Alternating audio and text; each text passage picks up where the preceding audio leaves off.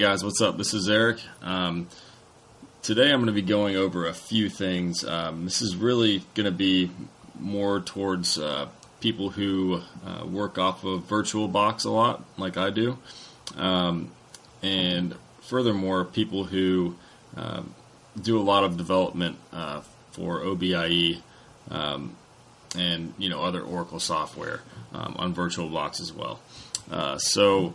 Today I ran into a few issues with my environment, and the first one was setting up the network configuration to share the host machine's VPN connection.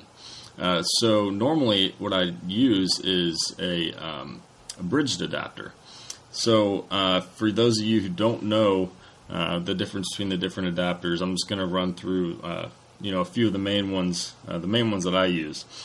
So like I said, the bridge adapter basically just uses a device driver from your host machine that filters data from the physical network adapter, and essentially this will act as if the virtual machine is in fact its own physical machine.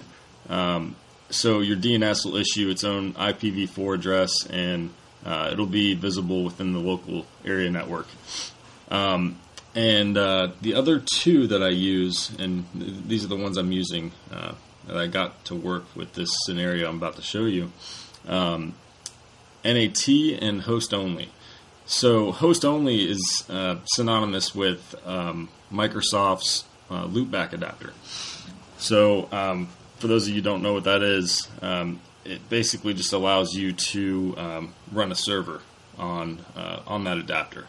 So it's not changing from the DNS and things like that.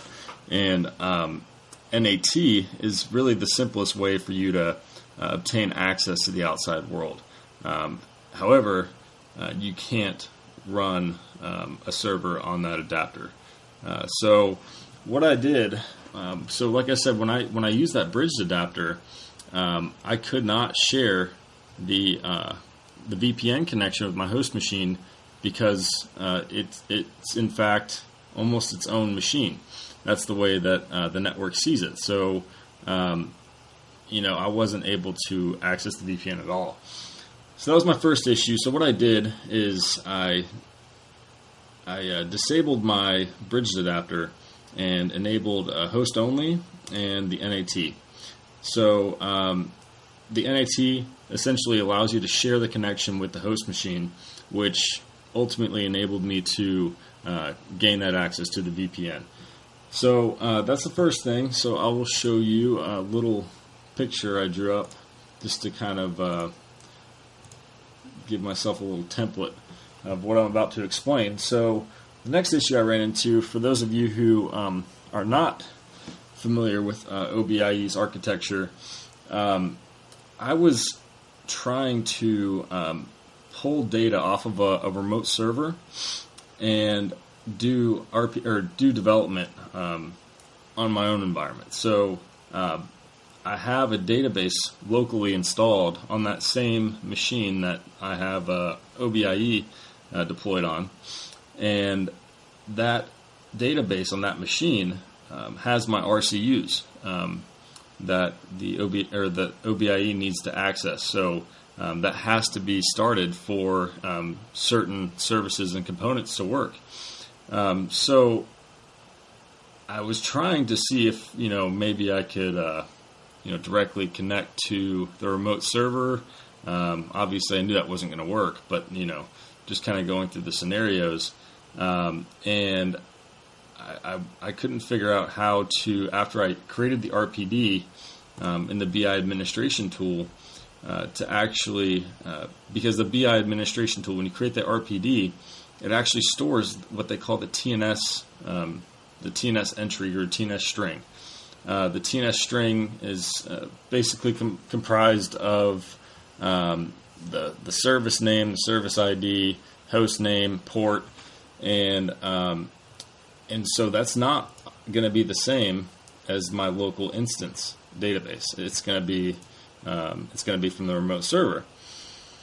So what a lot of people do is just install an Oracle database client and just create a new TNS names.aura file and store it in the network admin directory, and just connect that way. So the BI server actually looks to see when that RPD is deployed. It looks to see, okay, what's the TNS name, and then it knows from environment variables that you set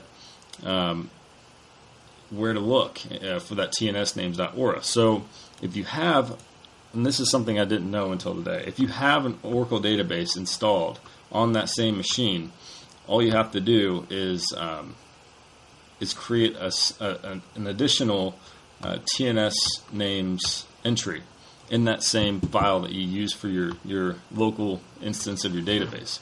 So I can just show you that real quick.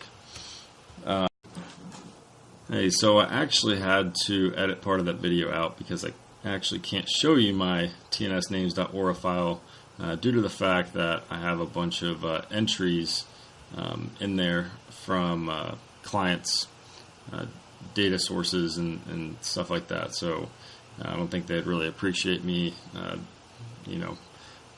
giving that information out to the public. So yeah, I think that's really all I wanted to go over. I just wanted to save someone the headache. I couldn't find anything or anything straightforward. Obviously I figured it out, but the documentation wasn't very clear, and there wasn't many things on forums. So just thought I'd do my good deed for the day. So if you guys have any questions, just feel free to message me directly or just comment below. Thanks for watching.